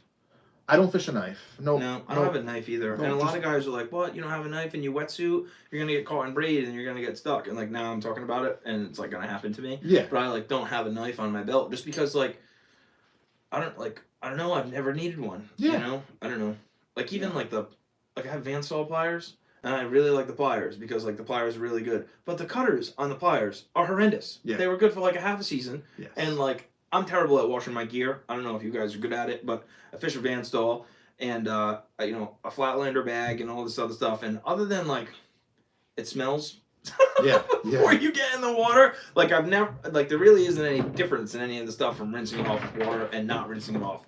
Other than maybe when I'm putting it on, it feels a little bit better to put on. But I'm terrible at washing my gear. Yeah. I get home at like 1 o'clock in the morning, and I got to be up at whatever time to go do whatever I'm doing the next day for work or something. Yes. Washing the gear part is not something that I takes feel the like, back seat. Yeah, I don't feel like doing that at 1 o'clock in the morning. But you know, that's the like so way back a few years ago when I was like, I reached out to Chris and I was like, Chris, like I'm fishing and I'm on fish. Like I was starting to get on fish and I was fishing. This is not a hate on Daiwa or anybody, you know, I don't, no, not speaking poorly, but I had 2 Daiwa reels that both the anti-reverse gears and both of them just like popped out and were in the main gear. And I was frustrated because I was fishing and I was catching fish and I had to stop because my gear was no good. And that's when I got into Van Stalls. So I see a lot of stuff lately about, you know, guys buying Van Stalls and then posting them back up for sale. You know, Van Stall is investment, but you'll have it forever. Yeah, like, you're never not going to have it, you know. And I wish that just like right off the rip, instead of spending like, you know, whatever, the $400 that I spent on other reels because I was like, why do I need a Van Stall? I wish I just bought the Van Stall like right away, you know? So, yeah, once you buy a Van Stall, that's it. You just have it forever, you know, as long as you service it, you know, properly and stuff like that, you just, you know, you have it forever. Yeah, so. And maybe, you know, I think the only thing on my Van Stalls that I've had an issue with is I locked one up, you know, I was decided to service it myself, and I did lock up one of my 250s. and had to, bring it, and they cut the side off and all that. But other than that, I've had like a couple anti-reverses go, which they're gonna go. Yeah, if that's the worst, I got if that's the 200, worst same thing, deal right now. Yeah, it's all right, man. If that's the worst thing, but the reel itself, once you buy it, you're gonna have it forever. So any thoughts on one plug forever? One plug forever. One plug. So back to that. This isn't real life, man. Just so hard. I mean, who's gonna have one plug forever? You, all right, right now. Oh man, it's tough. This is gonna sound crazy, but probably a bucktail. Like really? Probably a bucktail, just because like you said with the needle, it's one plug forever, right? Yeah. You can fish, up top. You can fish down low. You could fish mid water column, right? Like I love red fins. Like I was saying, I love red fins, but maybe in like super stormy weather or something, right? This might get washed out. It might not do great. Or if the fish are down. You can fish a bucktail in every condition. Yeah, you can fish a bucktail like in every condition. Metal lips, like of course, a bottle. Like bottle's like one of my favorite plugs, but maybe shallow water. Like this might not do too good. So light bucktail. I don't know, 3/4 ounce. Like I fish a lot of ounce, 3/4, unless you're in a breachway or something like that. But I think the other thing that's like I think these are all half ounce. Yeah, those are all halves. Yeah, I got a bunch of half ounces. I think the other thing that's huge, like about fishing bucktails, and I think that like everybody's always so concerned about how far out they can cast. Yeah. But like not any. Here I go again with the broadness. But so many old school videos or old school fishermen that you talk to is be like you're casting past the fish. Yeah. The fish are right there in the rocks in front of you. Yeah. And the bucktail is a huge way of fishing for those fish that are right in front of you. Yeah. We're gonna have to do it like an episode on just fishing bucktails. Yeah. Because I think that it's like a lost kind of. Yeah, thing. and that's like the number one thing, right? Bucktails is like. Where it all That's started it. Like for surfing. It's like the OG of plugs, like bucktail. Bucktail and metal lips, I guess. Like metal lips were like the old Adams and stuff. I mean, that's like what everybody fished: bucktails and metal lips. I think that if you can like hammer down a needle, and if you can hammer down a bucktail, I think that you like with confidence, like fishing those like with confidently, I think that your chances of getting on fish at any given time are like greatly increased. Yeah, and they're not easy, right? Like you take a bucktail, and then all of a sudden you're getting hung up in the rocks, and you get like frustrated with it quick. And then it's it. And then that's it. You just I'm going to a floating plug now, or I'm going to something that's going to swim a little higher, but you're going to lose some. That's part of it. It just happens.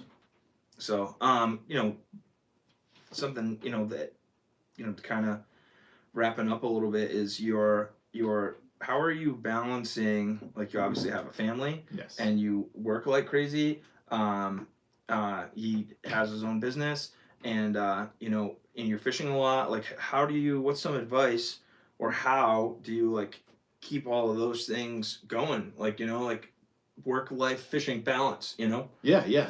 That's something that we're all trying to do. Yeah, even the younger guys, right? Like you're gonna have it at some point, right? So you're not an old man.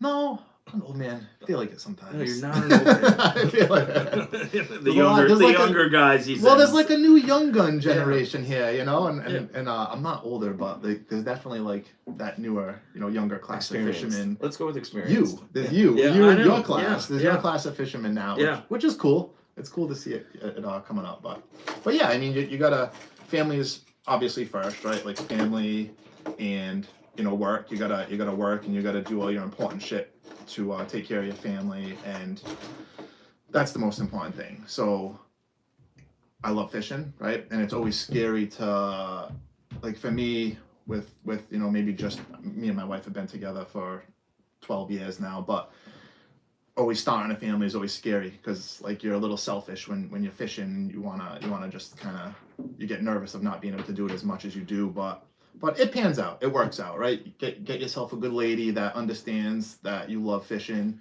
and that's what you do, and you're gonna have to cut back a little bit. So maybe it was 2 or 3 nights before. Maybe you're getting out like 1 night a week, 1 to 2 nights a week. So just find that happy medium. And on the boat side of it, which was kind of tough, right? And keep this in mind: if you want to go get a boat, it's a daytime fishery usually. Usually I'm out in the daytime God. where it Your was a wife little. is on here. Oh, You're yeah. getting good brownie Yeah. points. Awesome. This is good. This is great. Yes, I'm going tonight. We're going tonight. You want to go fishing tonight? I think that just brought me a night of fishing. That's so. So, but yeah, like the daytime bite, like when you're surf fishing at night, it's easier to go, right? Put the kids to bed and you go fishing at night, and you come home, you go to work the next day. Worst thing is like you don't get as much sleep, which who cares, right? I think that's a great point, man. So once you get into the boat stuff, it's a daytime bite. So if I have a couple days during the weekend, right? Saturday, Sunday, if I go fishing Saturday, that leaves a day for the family. Yeah. So you gotta at least get a. She's giving me the rolling eyes emoji right now. I think that the night fishing is a huge point. Well, that's what it is. They're asleep, you know. Yeah, and they're asleep. You know, so you're out there. You know? Yeah. So you're not necessarily, you know, what you're losing is your sleep time, you know, but you don't necessarily lose time with them while they're up, and maybe you're a little groggy and you know you need a little extra sleep, maybe a different time. But I really like the night fishing aspect for that. Yes. You know, part of my life that hopefully is coming soon is, you know, I'm trying to start a family as well. Like my thoughts are like, how do you I'm thinking about the night shift with the baby. You know? Yeah. The night shift of the fishing. Yeah. I'm thinking about the night shift of a baby. Yeah. So it'll be interesting to see how that pans out. You're not gonna go as much, right? Like my kids are 3 and 6 now, so it's we're past that like night baby thing. We're gonna be trying to become a day fisherman, I think. Yeah. Might be getting a boat. I know, and I think that's you know, that's how life like steers you in directions. Well, that's it. Like the boat thing, and like I thought that, you know, my family was gonna love the boat like more, but you know, I don't know. They don't like love it. Like they'll go, but they don't love it. Like Kendall like is a little nervous. You know, she's a little nervous with it. Little Zoe is like, she doesn't care. She's a little maniac. She'll be on it all the time with me. But it's tough, man. You gotta make it work. Once they get a little older and you can do tubing and stuff like that, who knows? That might, you know, Yes, they're still young for it. Work the night shift all my life. Yeah. Yeah. Yeah, Mr. Poseidon, how you doing, man? Mr. Poseidon is he's got a doctor's appointment on Monday, and then hopefully he'll be good to go. So check out his Piermont Challenge. You know, that's coming up really soon, and you just got on some fish in the Hudson, which was great to see. So I'm glad you got some fish before you have to take a break there, man. Great to see you on here. Thank you as always. So what else? Anything else you want to talk about, man? Any topics that you think are really important that we might have, you know, bounced over or anything like that? I think that's it. Yeah. Yeah, I think we covered it pretty good. And any silly basic stuff like fishing line or knots or we were trout fishing on opening day one time, and I tied a knot with like this junk line, and it snapped off, and Chris like reeled the fish in, and it snapped off like right on the beach, and he picked the fish up, and he was like, "Steve, what the hell is this? This is why I don't catch stripers, because your knots look like this." And I was like, it's just like burned into me from like 3 years ago. It just like burned into my soul. Yep. Yeah, So, I mean, like, you know, is there any like, you know, silly things that? No, just like, you know, tie your knots, tie your good knots, and pay attention to your line. If you got chafe line, like, you're probably gonna snap a fish off. Yeah. You know, like change your leaders, all the basic stuff. I like shed like 5 or 6 feet. Like if I like got into fish the night before, I like shed like 5 or 6 feet of braid before I retie a leader every time. And I stopped. I don't even do the FG knot at home, dude. But I love the Alberto thing. I always fish the Alberto knot now. I last season, you know, just like. You get into fish and you just like start casting quick, and I like reeled my swivel up through my guide and I broke a guide, and then I couldn't get the guide that I needed. FG on the rocks is the way to go. Have a great time with that. And so like I'm done with swivels. So like now I just have like my leader wallet, which get a leader wallet and pre-tie your leaders. Instead of carrying like that spool of thing, you know, whichever. I don't know what you do, but I got the leader wallet. The leader wallet is huge, but now I just have clips on my leaders, and I just do an Alberto knot. It's really good. But the swivel through the top guide, man, killed me. I just stick with the swivel. I just tie I'll tie a bunch of leaders with swivels and TA clips. I'm so bad at it. The FG is nice. It's just a time, you know. I just kind of swivel it up, and I did the swivel just until last season. Yeah. My own fault. If you can fish the swivel, I think it's super quick. We all reel them through the guides, right? Like, yeah, you're like, oh, I'm in. You get crunched through. Taking it through. Yeah, Everything's yeah. in the water now. What Brian wants to know what kind of braid you fish. Brian must. I mean, I'm all over the place. Like, I really don't have a specific braid. I'm Power Pro. Anything from, you know, the Holder winter stuff is like 20 pounds. Yeah. To the, you know, bigger reels is like, I think I do 50. But mostly Power Pro, I guess. Yeah. Power Pro. That Samurai is really nice. That Samurai is awesome. It's just super expensive, but the Samurai is like killer. Small diameter, but cast great. I like I don't know why people hate on Power Pro. Like, they get like, I feel like social media hates on Power Pro, but the Power Pro Super Slick 45-pound test is kind of like what I fished for a long time. Yeah. I like it. I think it's strong. I think it can withstand some rock chafing, which like for braid is like, you know, you a sharp rock and braid, everybody knows that you're just going to break off in 2 seconds. Yeah, yeah. If you got a bunch of tension on it, you know, you're gonna cut off. You know what has always been super impressive to me for the whole time of my life that I fished with you? Your ability to unsnag something that's snagged up. Yeah. All the stupid little tricks that you've got. Keep the pressure off. Yeah. It's crazy, man. Keep the pressure off. If you have fishes wrapped around a rock, just like flip your line, like try to let them swim out of it, and maybe you get it. Maybe 10 minutes later, I got it back. Yep. Okay, everybody else would have. I'm telling you would have broken off. I don't know what this guy does, but it's just nuts. It happens a lot. What hooks do you like? Same thing. I don't fish anything like fancy. I think VMCs. Yeah. Like, what are they? I got these BKKs, but like I don't really do anything. Like, I put them on a couple plugs, but they're just so big and heavy. I see a lot of, like, on the tuna stuff, I'll fish all the BKKs. Like, all my tuna plugs have the BKKs. But for striper, I mean, it's an expensive hook. Yeah. So I just fish the VMC stuff. And they do bend out. But I mean, it's... I've never, and I know that this is not the case for everybody else. Again, I haven't gotten into crazy, giant, big fish nights.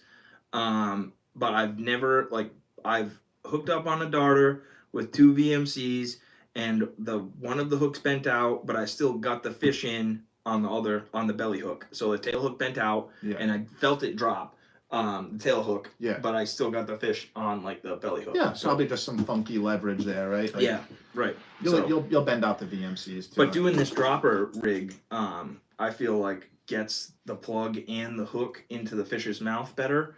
And like, so they have less leverage. So I feel like I have a better hookup. Yeah. When I do hook up, I feel like I have a better hookup with this dropper. Yep. Yeah. Single bellies for sure on a lot of stuff. So kind of eliminates the leverage side of it. Yeah, I think that something that gets skipped over when people are talking about double hook setups is like the plug actually going into the fish's mouth. Rather than like when it's a 2 hook setup, I feel like you have more of a chance of one of the hooks snagging the outside of the fish and the other hook being in the lip. And then, like, if a fish can bury its face into the ground and the plug is on the outside of its head, rather than if it's a 1 hook setup and the plug is inside of its mouth, it can't really, like, dig its face in and pop that plug off. And I think that's something that when I hear people talk about 2 hook setups on plugs, they don't really talk about versus, like, the plug outside of the fish's head versus the plug inside of the fish's mouth. I think that's, like, a huge point. Yes. You know? Is that it? Anything else? That was a lot of ground we covered. That was a lot of ground. Yeah, that's pretty good, dude. Any advice to guys getting into wetsuits? Be confident. Don't do it. Yeah. Wear a PFD or something. Yeah, yeah. Stay on the shore. Leave all the spots alone. Don't do it. But yeah, I do see that. So like, I just think it's safer. Yeah. So I do see guys doing that now, and it is safer if you go out there alone. And as I got like a little bit older and older, like I stopped pretty much fishing by myself. Like just because it's dangerous. Yeah, it is dangerous. When you're young, you're just kind of like, you send it and some spots you're fine, but other spots, man, if it's I do not you like almost to take it swim for granted. I do not like to swim alone. Yeah, that's right. I really don't. Yep. And for something that was like a quick little like eye opener for me is I was at the beach one day, and just like during the day with the family, like at the beach chilling, and we saw like a crazy riptide, and it came through, and it was like it almost looked like a tornado going down the beach, like going down like almost like the surf lip, right? And it snatched a couple people up, and the lifeguards, they came out, they pulled the rope out, and they had to save them, and the people weren't very far out, and this was an adult. He just could not swim, And for me, like that was an eye opener. I was like, holy shit, because like What happens to that we'll be in the middle of wetsuiting the some, night? we'll be wetsuiting some crazy places with some crazy current, and we're like, you know, I'm here. It is the middle of the day, and this grown man almost just got taken out, maybe 20 feet from the shore. So for me, that was an eye opener, and but you got to be careful out there. That's a really good. That's great. I like. Yeah. Confidence is confidence is huge, but also like knowing your limits and being smart about the area that you're in. I've definitely pushed the limits a couple times. That was Surfcaster E or EZ or whatever his thing is. Like I've been on a rock with him at a spot. Yeah. And I've gotten taken off the rock by a wave, and he like grabbed me by my hood, and like the next sets of waves came through, and if he didn't grab me by the hood, I would be floating around in the ocean somewhere. Yeah. Did you have a scenario like that where somebody? I did. Yeah. So on Block Island, I think it was our first trip out there. We're up on the bluff, and it was my first time out there. I had my wetsuit, and I was just pumped, and I ran down the stairs, south side. I ran down the stairs, and I saw this big rock out there, and I'm like, dude, I'm gonna go for it, to my buddy John, and sure enough, man, I went out there and I started going, and I'm in the water, and next thing you know, I was getting hammered, I was getting hit by some waves. I lost my glasses, I lost my hat, and it was close, man. It was a close one, and I turned around, and I was able to turn around and get back to shore, but it was like it got sketchy quick. Oh, it got sketchy fast, man. Yeah. It got sketchy fast. So just be careful. No fish is worth dying for. So just Henry Lancio makes a really nice teaser. Do you fish teasers ever? Teasers?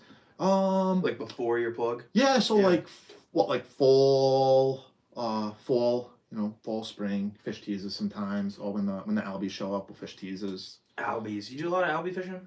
I do a lot of albie fishing. Yeah. I love albies. Like, for me, I kind of feel like it breaks up the season a little bit if you're targeting bass, and the albie show up. I've tried and I've come close, but I've never gotten an albie. Yeah. They're awesome. I just haven't figured it out yet, Yeah, and that's another fishery that like definitely got way more popular due to the social media. Oh, that's what it was. That's what it was. It was him that almost got sucked in. Oh, yeah. It was Brian that almost got sucked in. Yes. Yes, that's right. That's right. What happened there? I forgot about that. Yeah. You had to grab the rod tip and pull him back in. Oh my god. Yeah, you gotta be careful, man. That's so you like put your rod out as far as you could, and he grabbed the rod tip. Did it break anything? Did it break your rod at all? No. Wow, that's crazy. That's crazy. Yeah, that's right. I forgot about that. That's and nuts. I mean, we're talking about like, adults here. Yeah. So you'll get scooped up quick and sucked out to sea if you're not careful. I think that like what sketches me out, and like Z-Belt did a good demonstration on his Instagram page somewhere in his reels of like he had like a jacket on and his waders, and he put a Z-Belt on, and he like had his neck sealed up, and he like jumped into a swimming pool. Yeah. And he was talking about like not having water like infiltrated. Yes. But like I see, and I did it. I was on jetties, and like I was in not good places on jetties with waders on, like right next to the water. And if I fell in, I think about it now, I would have died. Yeah. I would have died. Like there is no, if I fell in the water doing what I was doing, I would not be here right now. So waders on jetties with no surf belts, or even with a surf belt, like sketch me right out, because I'm like, man, if any of these guys fall in, like they're like, some of them I've talked to them, they're like, oh, I have a knife, I'm just gonna like cut my waders open. Yeah, right. Yeah. There's a lot. No going chance. On. No. There's no and like chance. just wear shorts. You're gonna be swimming. Yeah. Wear Shorts. shorts. Sometimes I don't feel like putting all the stuff on, and I'm just hopping out real quick. Sweatpants. Shorts, corkers. I love being comfortable, so it's like throw some sweatpants on with your corkers, and you get a little wet, but who cares? You're comfortable, and if something happens, you're all right. You have classic pictures of you in sweatpants and striped bass. And I got honestly, I do. There's a lot of like old ones, Navy man. sweatpants. And he's got corkers on. Gotta be comfy. Gotta be comfy. Oh man. So thanks, man. Yeah. This was awesome. Yep. And great thank time. you guys for tuning in. I really appreciate it. We're on YouTube live now, so you guys can watch over and listen to it anytime you want. Should be uploaded right away. Figuring out all of that stuff has been interesting through this podcast journey. So I really appreciate that. Something I always bring up at the end of the shows is check on your friends. mental health is always super important. You never know what anybody's going through, so just check on them. You know, your fishing buddies, just say, hey man, you know, you're doing good, everything's cool with you, and you never know, you could be helping somebody out big time. So thank you all so much. Make sure you're super safe, and have a great fishing season. It's coming soon, so we'll see you on the next show. Thank you. See ya. All right.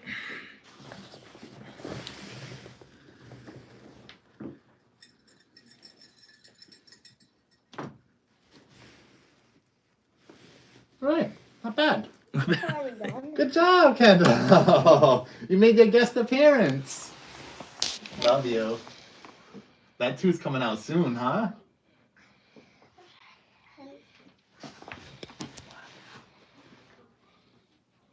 Uncle Fish, how do I spell it? You want to watch it on YouTube? Oh.